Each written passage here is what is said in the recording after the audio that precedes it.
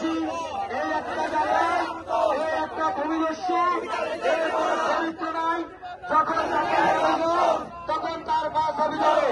আমরা গতবার বলেছি গ্রেফতার করুন, কিন্তু একে গ্রেফতার না করার কারণে